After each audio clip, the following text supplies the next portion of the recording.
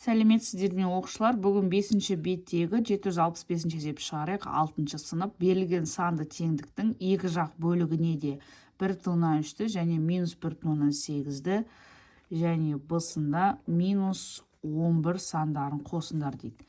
Ең алдымен 7/2 қосу 1/8-ге қосамыз 1/3 және 9-ға 1/3 қосамыз. Сонда бұл жақ, мынау 7/2-ге 1/8 қоссақ 9, 9-ға 1/3 қоссақ 10/3 болады. Ол тең 9 қосу 1/3, ол 10/3 болады. Келесі 7/2 қосу 1/8. Осы жаққа, яғни мынау 7/2 қосу 1/8 және тең 9 деген екі жақ бөлігіне де біз -1/8-ді қосу керекпіз. Қосу -1/8 және тең 9 қосу -1/8. Минус. Енді мына 1/8 бен -1/8 бір-біріне қарама-қарсы сандар. Ал қарама-қарсы сандардың қосындысы 0-ге тең, яғни жойылады деген сөз.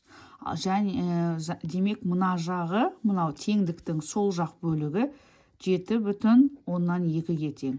Дәл сол сияқты 9-ға -1/8-ді қоссақ, ол 9 азайту 1/8 деген сөз. Модуль үлкеннен модуль кіші азайтылады. Модуль үлкен бізде 9 болып тұр. Сондықтан оның жауабы да 7, 9 азайту 1/8, 7/2 болады. Келесі 7/2 қосу 1/8 қосамыз, яғни -11-ді екі жақ бөлігіне де. Және бізде мына 9 еді ғой, оң жақ бөлігіміз. 9 қосу -11. Яғни мына жақ 9, 7/2 қосу 1/8. 9 қосу -11, ол -2 болады. 9 қосу -11, -2, яғни тура теңдікке айналды. Есеп түсінікті болды ма? Кері байланыс беріңіздер. Комментарийға жазып тіркелуді ұмытпаңыздар. Лайк басып қолдау білдіріңіздер.